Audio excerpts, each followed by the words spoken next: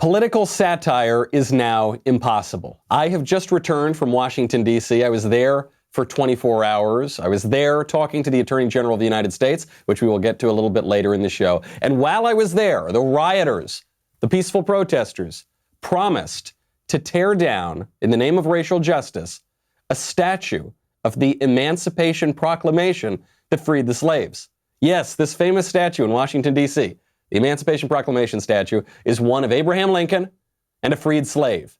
It was paid for in 1876 by black people recently freed to honor the man who freed them, to honor their freedom. And now that statue to freedom is considered racist.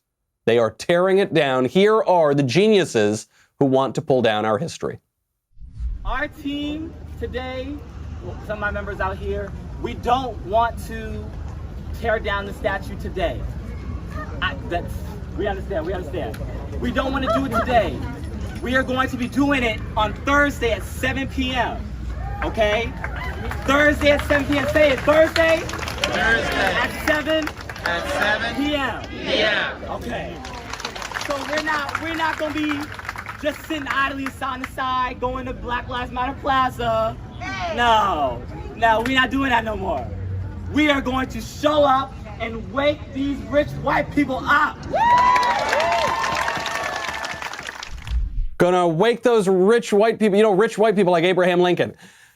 Now, Thursday at 7 p.m. came and went. As you might imagine, the rioters are not the most reliable people on earth, but they still plan to pull down the statue.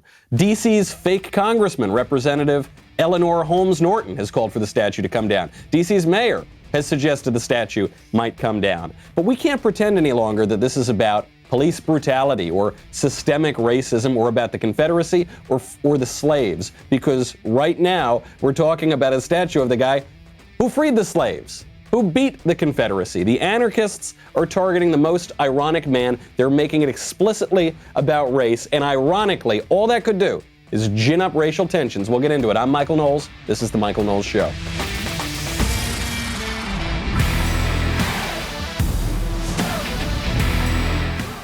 Welcome back to The Michael Knowles Show. It is good to be back here in La La Land after a whirlwind trip to D.C., where I like to credit my presence there for delaying the teardown of the Emancipation Proclamation statue. I have no evidence that that is true, but look, it's a coincidence, and so clearly there's something there. But before we get into that, because there's a racial point here that I think the anarchists and the radicals who defend them are completely missing. And it's pretty ironic. But first, the question I asked on our last show was, should Trump use force on the CHAZ choppers? And the best comment came from No Thanks, who said, Trump should definitely use force. At the very least, we need a presence in Somalia. We can call it Mogadishu.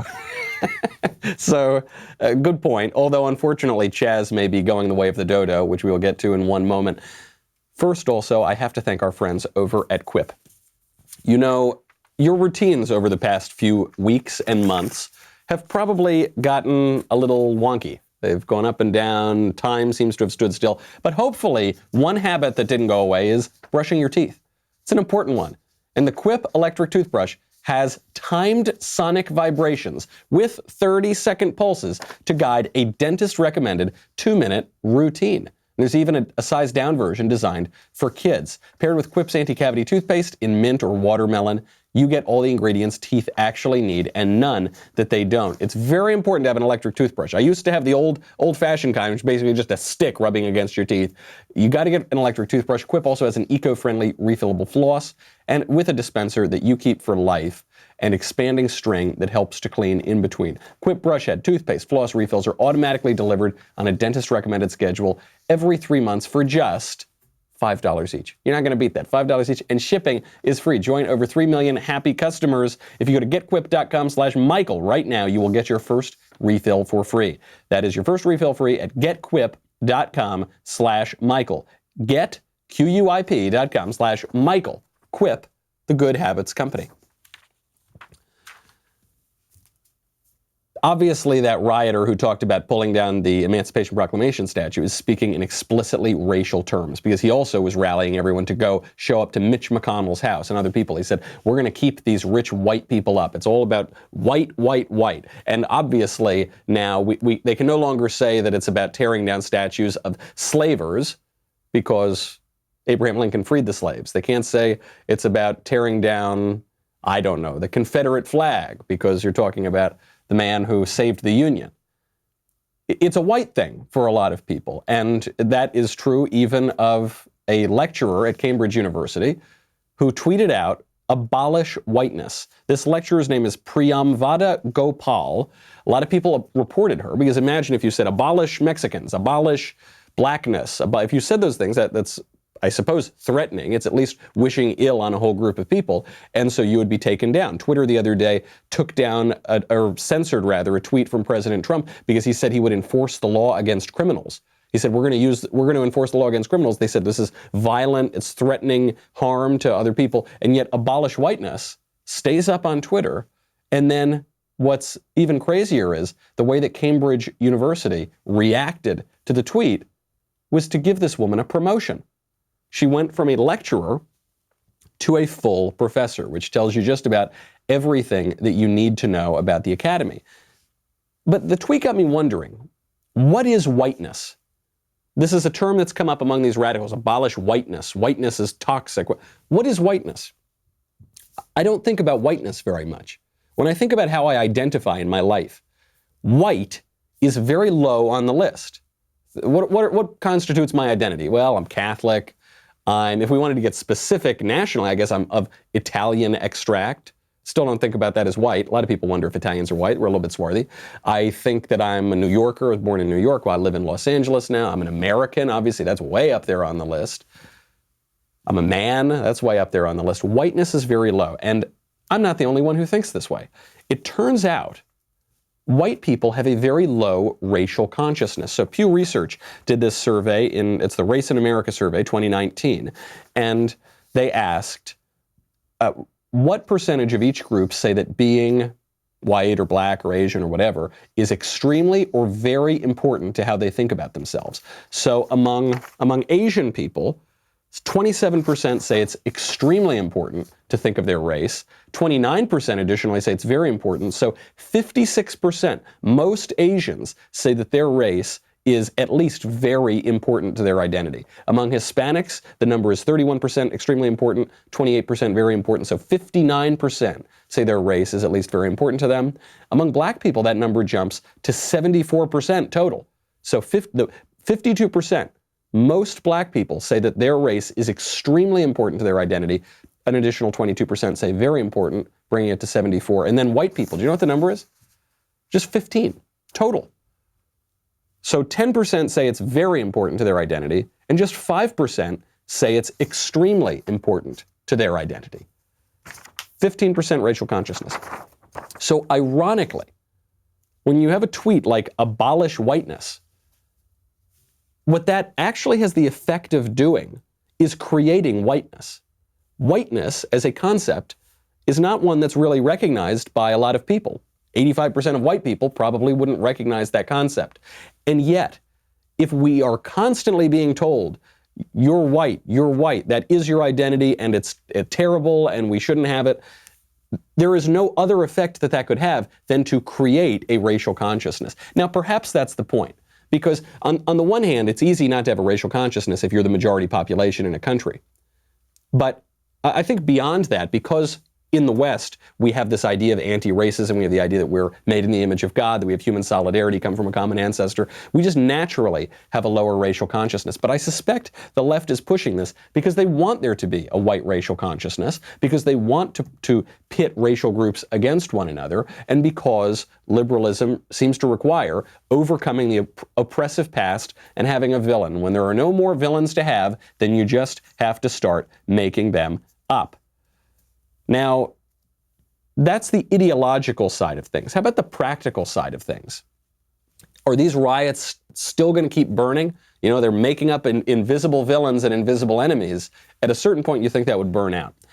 The BHAZ, the Black House Autonomous Zone in DC, is still running, but the Capitol Hill Autonomous Zone in Seattle, it is no more. The dream of CHAZ Chop is over. A statement from the CHAZ Chop Twitter account says, quote, "Few people remain in our beloved CHOP." The statement was signed by the Capitol Hill Occupied Protest Solidarity Committee, and they said, very finally, the CHOP project is now concluded. No more CHOP. It's very sad, but that's just the way that it goes. It was always ever thus, right? It was always going to go away. It was a utopian project, and like all utopian projects, it was disgusting. It was terrible. It was violent. People died. It destroyed property. It destroyed the rights of certain people. Yet the mayor of Seattle, who was tolerating this, said it was going to be the summer of love. Didn't look very much like the summer of love. Now the summer of love has fizzled out. I think it went so quickly because we're just moving on a faster timeline here. We're moving on a faster news cycle. We're moving on a faster protest cycle. We went from tearing down Robert E. Lee to tearing down statues of Saint Junipero Serra very quickly, right? To tearing down any depiction of Jesus that looks white, according to Sean King. Things are getting a little bit faster, and the bright side of that is things like the CHAZ will fizzle out. Now, speaking of fizzling out, our good friend Joe Biden is still running for president. We'll get a little bit more into the presidential election later, but let's not forget this man is still running, and he is losing more and more of his consciousness every single day. They are trying to go back and gin up this coronavirus idea. Well, Joe Biden has a scary number for you. He is under the impression that coronavirus has hit 120 million people already worldwide. I just got off the phone this morning with Dr. Vivek Murthy, and he and others he was a former Surgeon General, and a number of experts who work. I have a meeting, an hour and a half telephone conference with them, Zoom conference, once a week, 4 times a week. And that's why we have a major multi-billion-dollar investment in mental health. What people drastically underestimate is the impact on the mental health of people who now everything is complicated. Not only is the healthcare piece, but people don't have a job, people don't have anywhere to go, they don't know what they're going to do. And a lot of people you have unnecessarily, now we have over 120 million dead from COVID.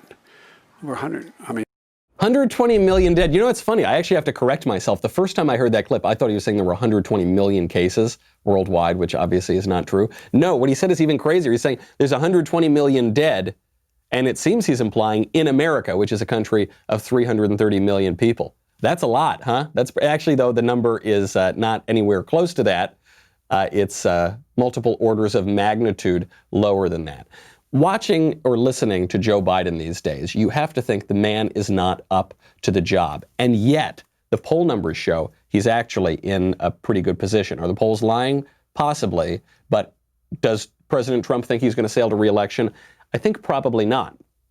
We'll get into those numbers in just a little bit. First, though, I got to thank our friends over at Wide Foods. Oh, my goodness. Wise Foods. How much I love them.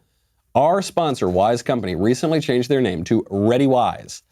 They are there for you to get prepared during and before an emergency. Well, these days probably we want to be a little more prepared than usual. With long-term nutritional food options, Ready Wise has options like emergency meals, freeze-dried fruits and vegetables for convenient on-the-go nutrition, new adventure meals for hiking, camping, and other outdoor activities. Ready Wise meals are easy to prepare. You just add water to them. They have a very long shelf life.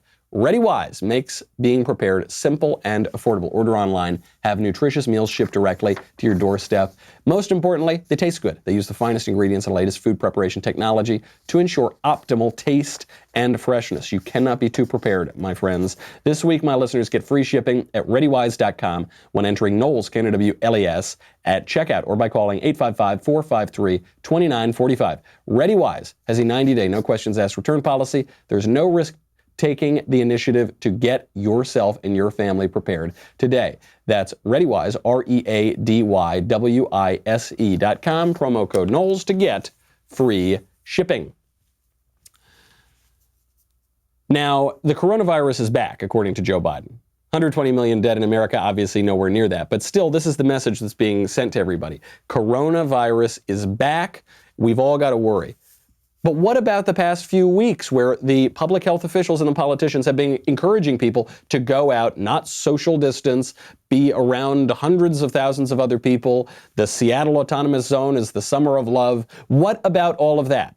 Clearly, there is a political agenda at work here. If the virus is super duper deadly dangerous, stay in your house, wear a mask 1 minute. And then when it's advantageous to the left, they say, no big deal, go out and protest for whatever racial or social issue you want to. Well, they're back on it shamelessly, and they want you to know that the reason the coronavirus is spiking has nothing to do with the protests. It's almost hilarious. If it weren't so corrupt, it would be hilarious that at this point, they actually have headlines like this in NPR. Parties, not protests, are causing spikes in coronavirus. Parties. So those scenes that you've seen for weeks now of hundreds of thousands of people together, that has nothing to do with coronavirus, but when you go over and have dinner with your friend, that is what's causing the spike in coronavirus. You remember the public health officials, 1,200 of them at least, signed a petition that said that you should encourage the protests because white supremacy is a public health issue that is causing coronavirus to spike. I kid you not. And social justice protests, SJW, radical BLM protests, will actually help reduce the spread of coronavirus.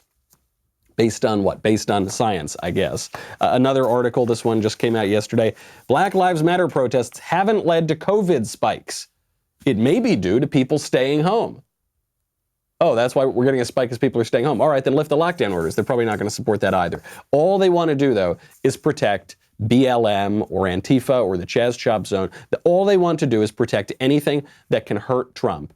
And they will not permit any of that to lift for the next 5 months. It is all about the presidential election.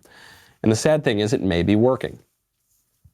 I mean, even just the next time they bring up the masks to you, a word to the wise, point to Denmark, point to Finland, point to Norway, point to Sweden, all of which governments are advising against wearing the masks in public. But the masks, as we know, have become a political symbol. Joe Biden, when he was giving a speech, wore the mask dangling from his ear. Wasn't covering his face, so it wasn't preventing the spread of the virus, but he couldn't take it down because now he's telling everyone they have to wear the mask. It's just dangling from his ear. That's the political symbol. It's incoherent. Obviously, the headlines are ridiculous, and yet I think it might be working because Biden's numbers are actually up fairly high. So according to a New York Times Siena College poll that came out on Thursday, Joe Biden is opening up a wide lead in important states, particularly Michigan, Pennsylvania, and Wisconsin.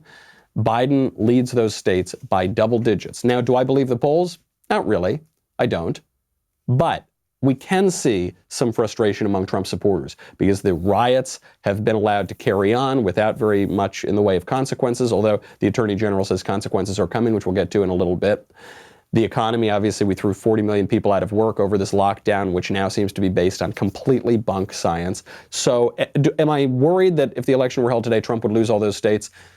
Not necessarily, but I am worried in general that if the president doesn't turn something around, if the president doesn't change his messaging a little bit, if the president doesn't show hard results and a return to law and order, he's going to have trouble in November because all of the media complex, everything is geared against him. Just on this example of the coronavirus, consider how they are covering the coronavirus. So Andy Cuomo, governor of New York, has handled this worse than any governor in America. New York got hit the worst. They dealt with it the worst. They had no idea how to keep their hospitals open. They had no idea. They had to call in the federal government for that. They had no idea how many ventilators they needed. Then they got it wrong the first time on they had too few. Then they had too many. They then sent sick people into nursing homes, the most vulnerable population, killed thousands of elderly New Yorkers. I mean, it's just been a bungled disaster, and the fault lies at the feet of Governor Andrew Cuomo. But you wouldn't know that if you watch the mainstream media because the coverage he's getting is on a television show hosted by his brother on CNN. Watch the Cuomo Love Fest. Take a listen. Everything that he ever said mattered to him about public service is what you demonstrated right here. and right now, during this period when your state needed it most. And I hear it all the time. Not everybody likes you. Not everybody likes me. Everybody seems to like Pop now. That's the benefit of being out for a while, maybe gone. I just hope you recognize what even I'm able to recognize, being spawned from the same wolf pack. I hope you are able to appreciate what you did in your state and what it means for the rest of the country now, and what it will always mean to those who love and care about you the most. I'm wowed by what you did, and more importantly, I'm wowed by how you did it. This was very hard. I know it's not over, but obviously I love you as a brother. Obviously I'll never be objective. Obviously I think you're the best politician in the country. But I hope you feel good about what you did for your people, because I know they appreciate it. They don't appreciate it. They don't like it because what you did is kill people unnecessarily through very stupid policies. He did, I mean, just consider this. In the same interview, Andy Cuomo attacks the governor of Florida, Republican governor of Florida, and says that he gambled on the virus and he lost. New York has 10 times as many coronavirus deaths as Florida. 10 times. Florida reopened early. New York did not. They've been playing this up in the press as what a great job Andy Cuomo did. Cuomo's response to the virus led to more deaths than the Republican response in Florida. That's not the way it's going to be played. If they can lie as brazenly as all that, consider how the rest of the election season is going to play out. Trump has got to get on top of this messaging. It tends to be his strength. I mean, that's why he uses Twitter, but now Twitter is censoring him, right? He uses Twitter to speak directly to the American people. Well, now big tech is going to shut that down too. Everything about the deck of this election is stacked against President Trump, but he's got to get tougher on his messaging. Otherwise, how do you stand up to these corrupt institutions? Meanwhile, they pretend to be moderate. They pretend to be the reasonable people here. Andy Cuomo was asked on NBC News what he thought about the rioters tearing down all of these statues. And I kid you not, with a straight face, he said that ripping down statues, roving mobs of anarchists, is a healthy expression of political opinion. The Teddy Roosevelt statue, I think it was less about Teddy Roosevelt, but the other parts of that statue. And look, people are making a statement about equality, about community, to be against racism, against slavery. I think those are good statements, and it depends. Can you overdo it? Of course you can. But in New York, I don't think we've overdone it, and I think it's a healthy expression of people saying, let's get some priorities here, and let's remember the sin and mistake that this nation made, and let's not celebrate it. A healthy expression. I like that he uses the phrase healthy, too, because they tell us specifically on the question of health, if you go outdoors, you're going to get coronavirus and it's going to kill you and kill everyone around you. But when you're gathering to tear down statues, that's healthy. And obviously, on the metaphorical sense, it's not healthy either as a country to just roam around and rip down your own history, to hate yourself as a nation and to destroy property. Nothing about that is healthy. But what he does is he equates tearing down statues with opposing racism and opposing slavery. Let me ask you something. How many people do you know these days who are pro-slavery? They've got bumper stickers, and one of the bumper stickers is, I support slavery. Bring back slavery. Nobody. Nobody is pro-slavery. And yet it's this rhetorical sleight of hand. He's saying, look, they're making this bold statement, this brave, courageous statement that they oppose racism and slavery. And so we've got to let them make that expression. It's the same thing we've been talking about for a long time, which is they have to set up fake villains. Early on, they said that all these riots, all this mayhem, it's being caused by white supremacists. How many white supremacists are there in America? Like 3? We went through the numbers. Very few people have any sort of white racial consciousness at all. And I think the only people wearing Klan hoods anymore, well, actually, the Democrat governor of Virginia, I guess he would be one. We have photographic evidence of that, not that it caused his reputation to be canceled at all. But they have to invent this imaginary enemy. And so that's what Cuomo does with a straight face. Yeah, we're the brave few who oppose slavery and racism. The implication being, by the way, that if you oppose the tactics of these anarchists and Marxists, then you support slavery and you support racism. That's the way it is. So they'll cancel U.S. Grant. They'll cancel who won the war that freed the slaves. They'll cancel Abraham Lincoln, the president who freed the slaves. They'll cancel Saint Junipero Serra. They'll cancel Jesus himself. They'll cancel all of these people. Now, the cancel culture is having an effect beyond this. There was a person that I had never heard of until yesterday who is one of the most prominent YouTubers. Her name is Jenna Marbles. And very important stuff, Jenna Marbles. Jenna Marbles has a YouTube channel of 20 million people.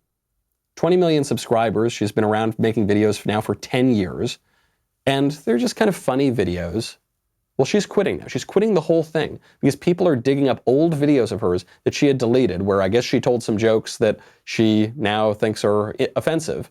And they're trying to ruin her reputation 10 years after the fact, after they were deleted. Here is her tearful goodbye. And I don't want to put anything out in the world. It's going to hurt anybody. So I need to be done with this channel for now or for forever. I don't know. So, all right. Good talk. See you guys. Miss Marbles is apparently such a prominent YouTuber that she actually has a statue at Madame Tussauds Museum. Although, certainly that statue at this point, all the statues are coming down, and especially that one of her. That line, she says, I don't want to put anything out in the world that hurts anybody.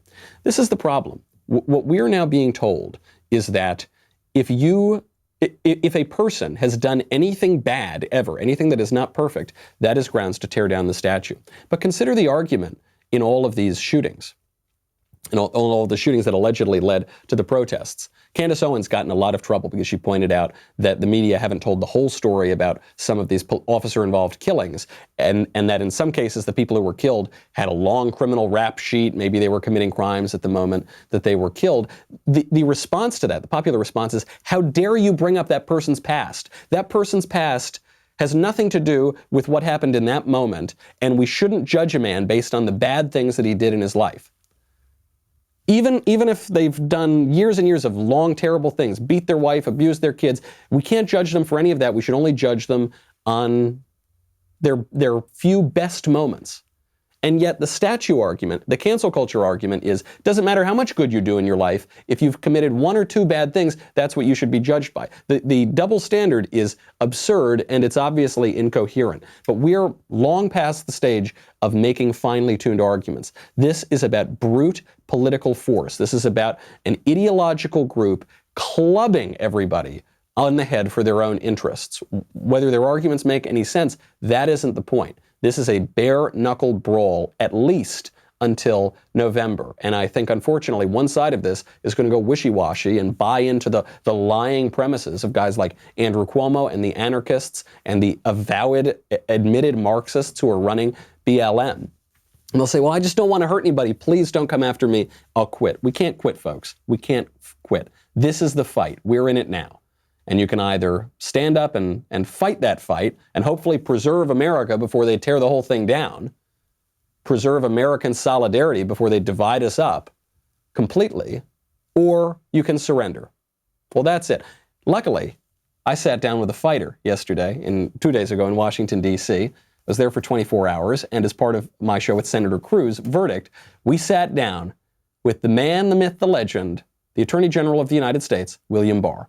Take a listen to a quick part of our conversation. Senator, you have brought a friend. Thank you, Mr. Attorney General, for being here. You know, the news broke just moments ago that you will testify before the House Judiciary Committee next month. So we are honored that you would sit down with us first and very much appreciate it. I want to get right into this. Obviously, there's so much going on. And it occurs to me, we have a man who writes the laws. We have the man who enforces the laws. And we have popular calls for utter lawlessness in the country. How do we restore order? Well, it's going to take both state and local government as well as federal government. The federal government is best positioned to address this kind of violence and lawlessness after it occurs because we don't have FBI agents walking the beat. And in fact, when the real violence started around May 25th, 6th, and so forth, we started using our joint terrorist task forces around the country. And there are 35 of them around the country. It involves all state and local in those jurisdictions and all the federal agencies. And it's the system we designed to follow terrorists. And now they are starting to go full bore, cranking out investigations, indictments against the people who were involved in this violence. So we've had scores of indictments already for such things as arson, destruction of federal property, things like that. And we have right now about 500 investigations underway. So it's picking up pace, and we are committed to holding accountable the people who are engaged in this. But we still have to try to stop it before it happens, and that's where the burden is right now on state and local. And in many places, they're not stepping up to the plate. They're not doing their job. So I know it's early, but how much indications are y'all seeing of coordination and planning rather than spontaneous acts of violence? Right. We are seeing strong evidence of coordination in many of these violent episodes. Fundamentally, what you have here is you have demonstrators. Some of them go there with the intent of demonstrating, but you have a group of provocateurs and agitators, sometimes a significant group, that try to convert those into violent activity. And they seem to be very well coordinated when they show up. A number of them are associated with the movement called Antifa, but they go by various names, but frequently anarchistic. They want to tear down the country.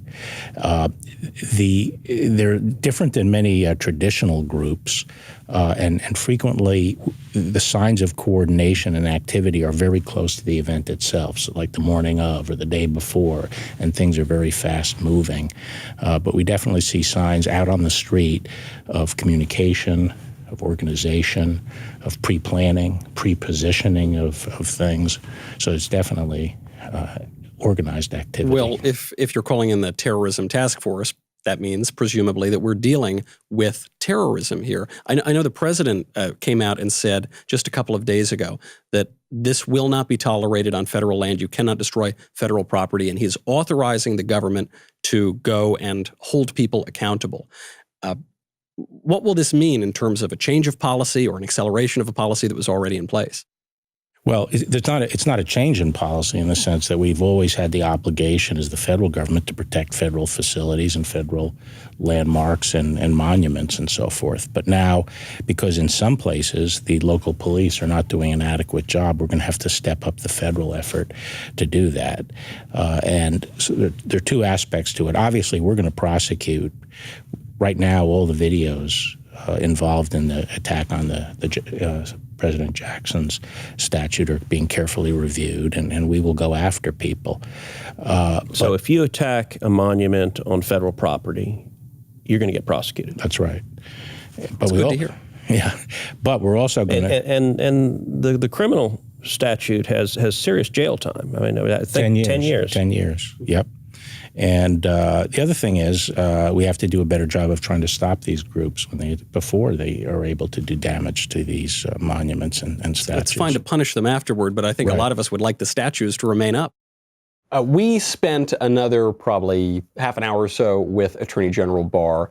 He got into some real specifics on not just the riots and what's happening and how many people are being indicted, but he got into big tech, what the administration is doing to combat big tech, and what we can expect in the next few weeks. He got into Obamagate. He got into some of the politicization of the DOJ before he took office. And Senator Cruz gave Bill Barr a nickname. So go check out I won't tell you any more than that, but go check out the episode on Verdict, which is called Bill Barr is the Honey Badger. Also, thanks so much for getting our Michael Knowles Show YouTube channel way up there in the subscriptions. We are nearly going to pass 100,000. We will do that with your help. So thanks. I appreciate you checking out the Daily Wire YouTube channel. But then, Ben doesn't need all those views. Head on over to the Michael Knowles Show YouTube channel. We got a lot of fun bonus content and interviews and things like that. If you're not already a Daily Wire member, you should consider getting a reader's pass to dailywire.com. Great value, just $3 a month. For the first month, my gift to you, it is only 99 cents. You'll get access to our mobile app, articles ad-free, access to exclusive editorials like this one. Which one is this? This is from Christian Toto, great writer on Hollywood, too. And Toto has an article up now just for Daily Wire members. Fallon, Kimmel, and Stern, here's the naked truth behind cancel culture. Gives you a real insider view into Hollywood from a conservative perspective. We have so many other pieces back there from a lot of different other writers. So head on over, dailywire.com/subscribe. We'll be right back with the mailbag.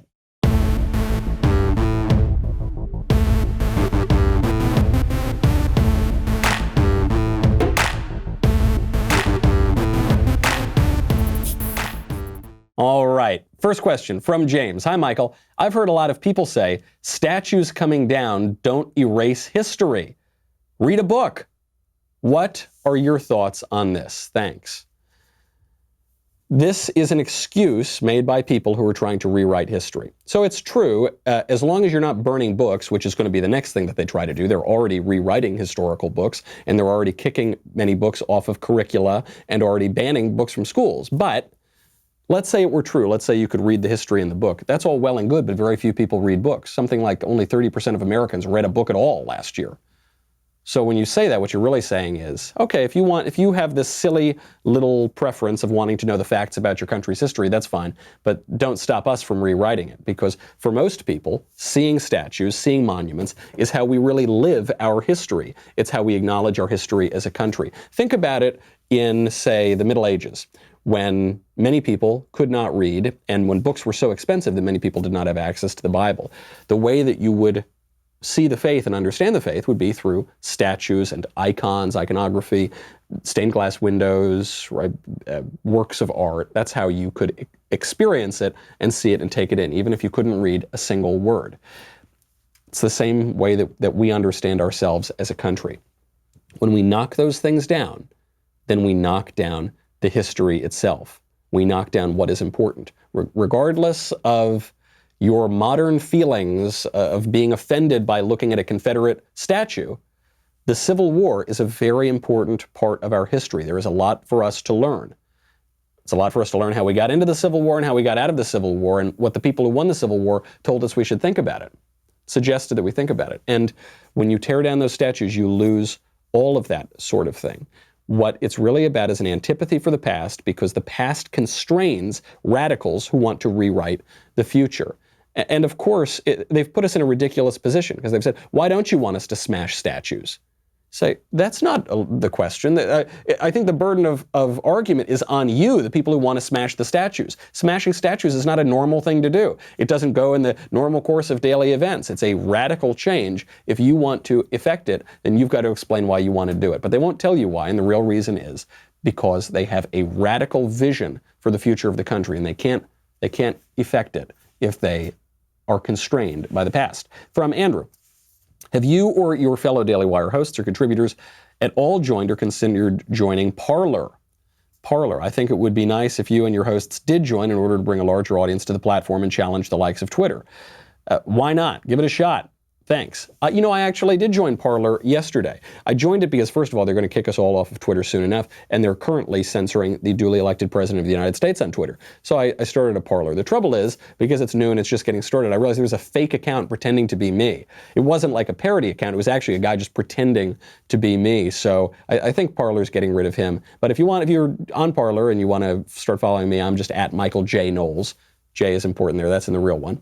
And I'll probably post a few things on over there. But this doesn't solve the problem of big tech censorship, because the issue with big tech, and we spoke about this with AG Barr, is they have cornered the market. They are the public square. And they did it on a false pretense, two false pretenses. One, they pretended to be a neutral platform rather than a publisher that curates content. And so that got a lot of buy-in from people.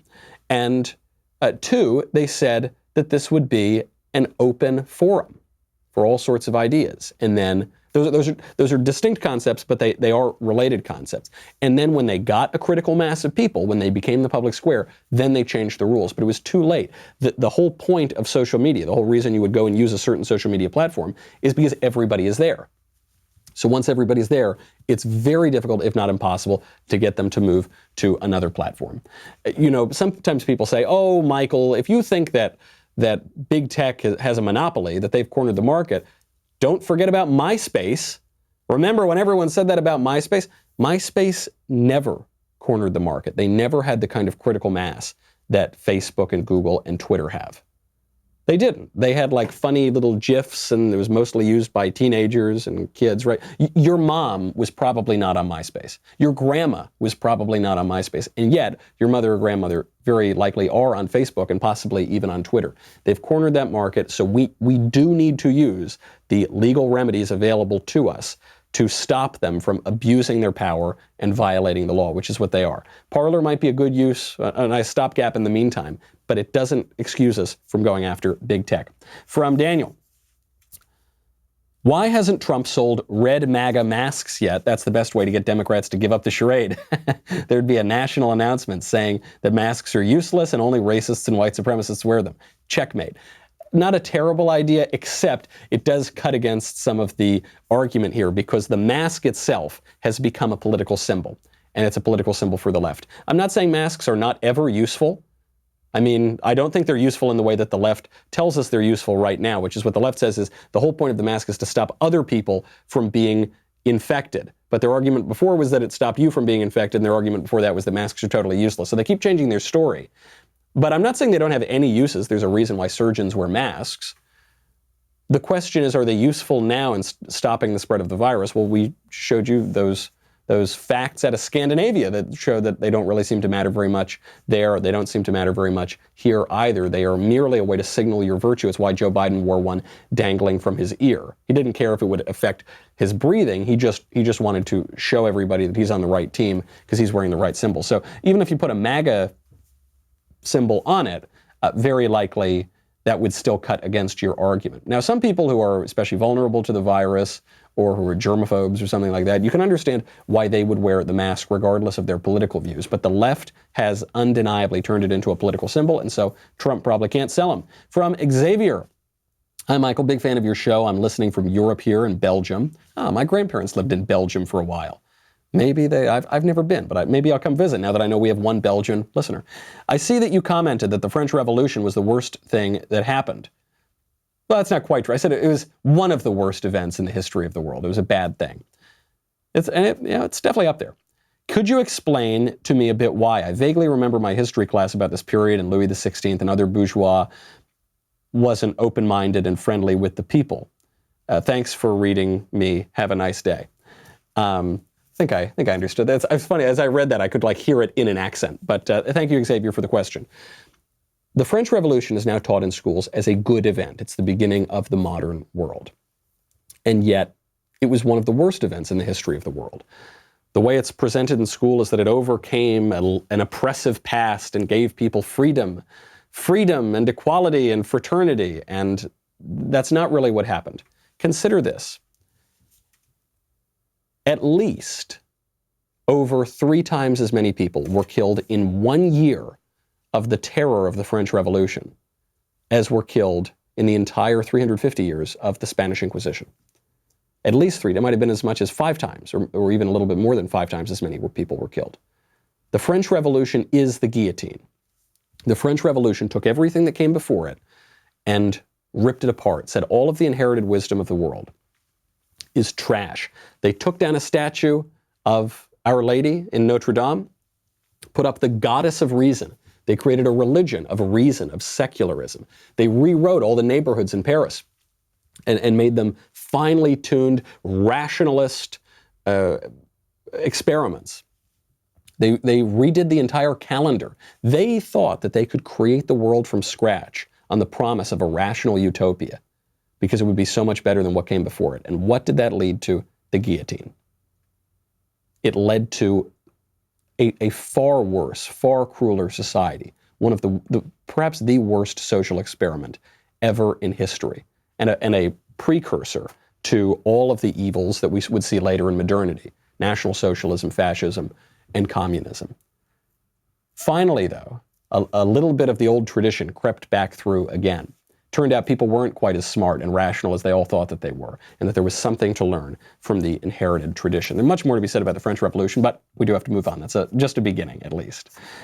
From Matt, austere religious podcaster and Lord of Covfefe. I've heard you and Klavan refer to the American Revolution as a conservative revolution. That's funny position of that question. Can you elaborate on what that means? How can a revolution be conservative? Also, I've heard you say that as American conservatives, we're defending a liberal tradition. Sort of.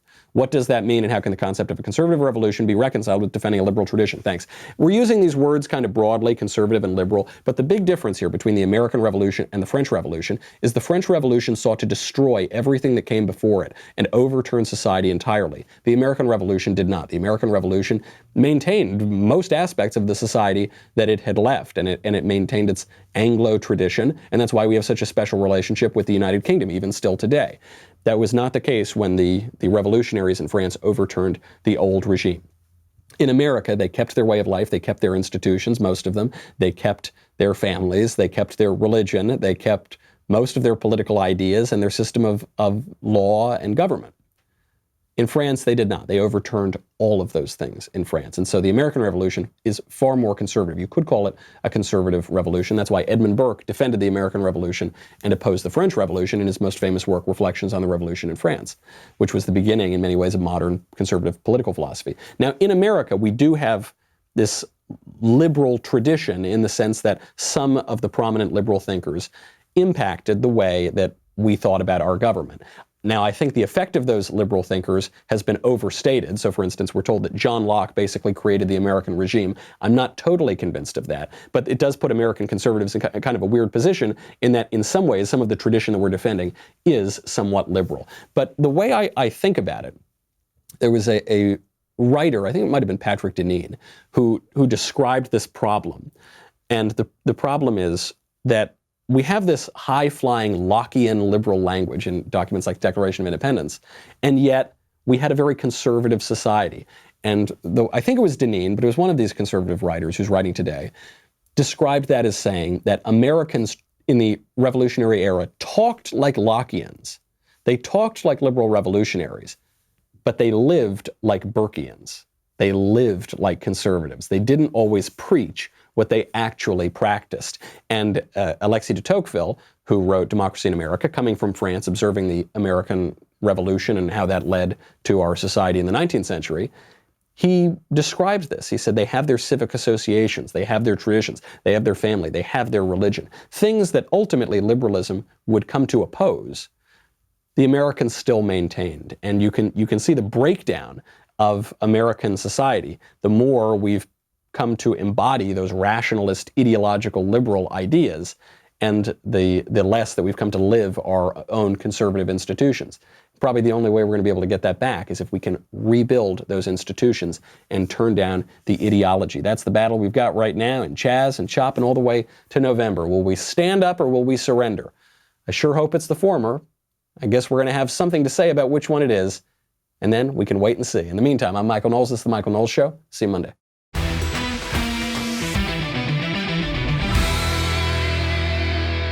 The Michael Knowles Show is produced by Ben Davies. Executive producer, Jeremy Boring. Supervising producers, Mathis Glover and Robert Sterling. Technical producer, Austin Stevens. Assistant director, Pavel Wadowski. Editor and associate producer, Danny D'Amico. Audio mixer, Robin Fenderson. Hair and makeup, Nika Geneva. Production assistant, Ryan Love. The Michael Knowles Show is a Daily Wire production. Copyright Daily Wire 2020. You know, the Matt Walsh Show, it's not just another show about politics. I think there are enough of those already out there. We talk about culture because culture drives politics and it drives everything else. So my main focuses are life, family, faith. Those are fundamental, and that's what this show is about. I hope you'll give it a listen.